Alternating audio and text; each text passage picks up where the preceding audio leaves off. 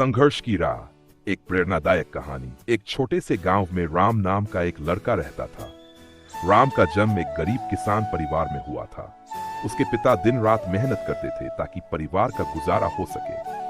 राम की मां घरेलू कामकाज में व्यस्त रहती थी और परिवार की छोटी छोटी जरूरतें पूरी करती थी। बचपन से ही राम को पढ़ाई का बहुत शौक था, लेकिन गरीबी के कारण उसके पास पर्याप्त संसाधन नहीं थे। गांव के सरकारी स्कूल में वह पढ़ता था, लेकिन वहां शिक्षा का स्तर बहुत अच्छा नहीं था। राम का सपना था कि वह बड़े होकर एक शिक्षक बने और समाज में बदलाव लाए, लेकिन उसके सपने के सामने कई बाधाएं थीं। उसके परिवार की आर्थिक स्थिति इतनी कमजोर थी कि कभी-कभी उसे किताबें खरीदने के लिए भी पैसे नहीं होते थे। मुश्किलें बढ़ती गई। राम ने कभी अपनी परिस्थिति को अपने सपनों के बीच आने नहीं दिया। वह दिन में स्कूल जाता और रात में पढ़ाई करता था।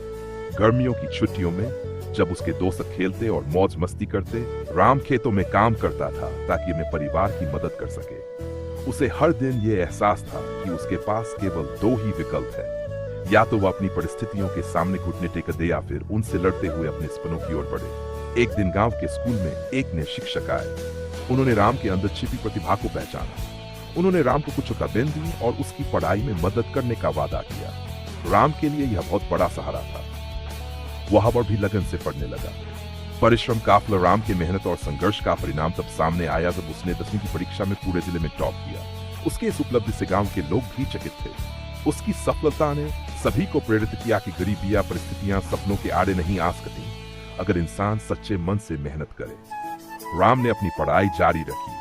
उसके शिक्षक ने उसे शहर के एक बड़े कॉलेज में दाखिला लेने का सुझाव दिया। राम के परिवार के पास इतने पैसे नहीं थे कि वह शहर जाकर पढ़ सके, लेकिन उसके शिक्षक ने उसकी मदद के लिए कुछ पैसे जुटाए। राम ने अपने शिक्षक की मदद से शहर में दाखिला लिया और वहां पूरी मेहनत से पढ़ाई करने लगा। संघर्ष का दूसरा चरण, शहर में आकर राम को एहसास हुआ कि गांव की तुलना में यहाँ की दुनिया बहुत अलग है। शहर के बच्चे महंगी किताबों, अच्छे कपड़ों और सुविधाओं के साथ पढ़ते थे, जबकि राम के पास यह सब नहीं था। लेकिन राम ने कभी आत्मसम्मान को ठेस नहीं लगने दी। उसने अपनी किताबों को बार बार पढ़ा, अपने दोस्तों से नोट्स उधार लिए और अपने शिक्षक से रट्ठेनाई पर मदद मांगी। राम ने एक बार फिर साबित किया कि मेहनत का कोई विकल्प नहीं होता। उसने कॉलेज की परीक्षा में भी प्रथम स्थान प्राप्त किया। उसकी सफलता ने पूरे शहर में उसकी पहचान बनाई। उसे छात्रवृत्ति मिली, वह अपने सपनों की ओर एक और कदम बढ़ा सका। आत्मनिर्भरता की राह राम को अब महसूस हो, अगर वह खुद को आत्मनिर्भर बनाना चाहता है तो उसे अपनी पढ़ाई के साथ साथ कुछ आर्थिक मदद भी जुटानी होगी। उसने छोटे मोटे काम करना शुरू किया ताकि वह अपने खर्चों को पूरा कर सके। वह दिन में कॉलेज जाता और रात में एक पुस्तकालय में काम करता था। उसकी इस मेहनत ने उसे केवल आर्थिक रूप से मजबूत किया, बल्कि उसे जीवन के हर पहलू में आत्मनिर्भर भी बनाया।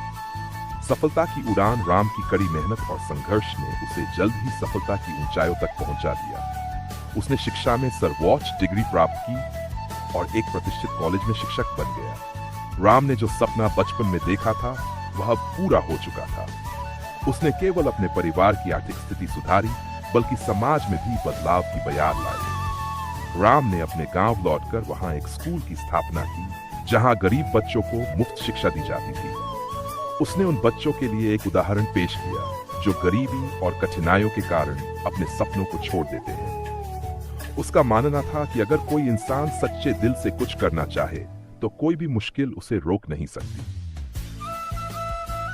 सीख, राम की कहानी हमें यह सिखाती है कि परिस्थितियां चाहे कितनी भी कठिन क्यों न हो, अगर इंसान अपने लक्ष्य के प्रति सच्चे दिल से समर्पित हो और लगातार मेहनत करे तो वह अपने सपनों को सच कर सकता है। गरीबी, असुविधाएं और संघर्ष केवल जीवन की चुनौतियां हैं, लेकिन उन्हें पार कर लिया जाए तो सफलता जरूर मिलती है। राम ने अपने जीवन से यह साबित किया कि मेहनत का कोई विकल्प नहीं होता।